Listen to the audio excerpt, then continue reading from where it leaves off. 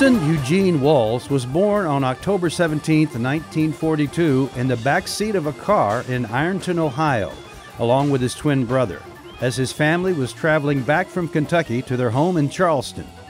An inauspicious beginning for one of the world's greatest Hammond B3 organ players. The third of 8 children, Winston was raised in the Coal Branch Heights section of Charleston. At age 12, he was accidentally struck in the head by a brick thrown by a friend.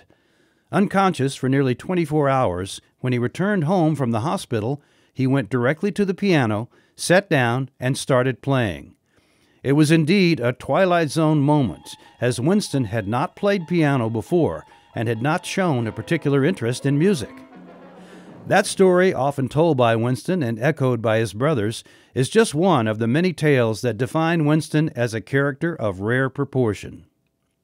Winston's musical roots ran deep. His father, 2015 West Virginia Music Hall of Fame inductee Harry Van Piano Man Walls, was the house pianist for Atlantic Records from 1949 to 1954 and played on some of the most memorable R&B hits of the day. However, as his father lived in New York through much of Winston's childhood, it was Winston's mother, Margaret, who played drums at their church, who brought him his first drum set. She then started him studying with longtime Charleston drummer Frank Thompson, who also taught him fundamentals on piano. In 1960, renowned jazz organist Bill Doggett's trio was booked at Charleston's Municipal Auditorium. During their sound check, Doggett received word that his drummer was unable to make the gig. Winston, who had been hanging around backstage, overheard the conversation and told Doggett he was a drummer. After a quick audition, Doggett hired him on the spot. Winston played drums for Doggett for around 2 years. During that time, he became fascinated with the Hammond B3, which was still a relatively new instrument. Soaking up everything he could, Winston soon began playing organ for the jam sessions that often preceded Doggett's show.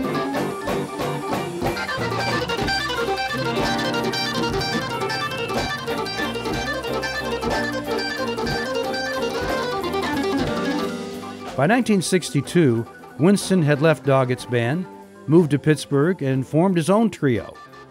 He and fellow Hammond player brother Jack McDuff had discovered a teenage guitarist named George Benson. Benson played with Winston for a time. Later, Winston and McDuff took to the road performing Battle of the Organ shows, and in larger cities, tag teaming with Richard Groove Holmes and the incomparable Jimmy Smith. Winston's command of the complex instrument, covering lightning-fast bass lines with the organ's bass pedals, and his deep, soulful playing, was rivaled perhaps only by Smith.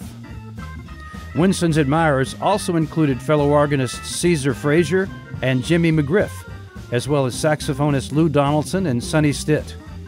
He also played road gigs with the Pointer Sisters, Charlie Pride, and Al Green. Winston's reputation as a stellar organist, a classic entertainer, and someone who could be as difficult as he could be charming, created a certain mystique. True to form, for decades he refused to sign a recording contract or cut a record. His reputation was, if you wanted to hear this phenomenal musician, you had to see him live.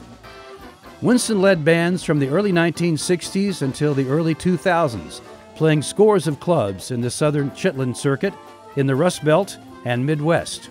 He became quite well known in Indianapolis, Cleveland, Denver, Fort Myers, Lexington, and Louisville. In Charleston, his longtime trio featured his mentor Frank Thompson and saxophonist Marshall Petty. His shows attracted musicians of all stripes wanting to sit in. His time in Louisville yielded classic stories about a young Cassius Clay, who often frequented his gigs. At least once, he grabbed the microphone while Winston was playing and began singing Stand By Me. As the story goes, Winston picked up the mic stand and chased the boxer out of the club and down the street.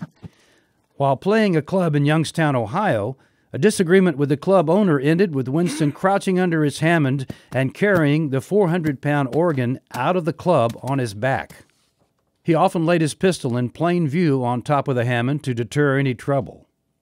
Throughout his life, Winston also had stints as a professional wrestler, fighting as the Claw, a motorcycle trick rider, a professional roller derby skater, and a stand-up comic. But music was Winston's ace.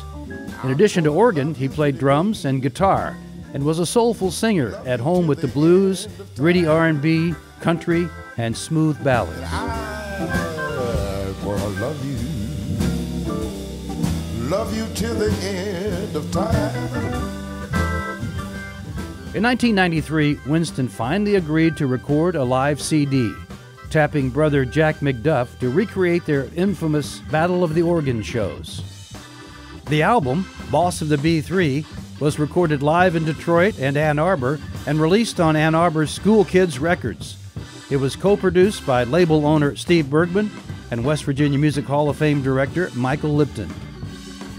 Winston's last public performance was on July 4th, 2004 in Charleston.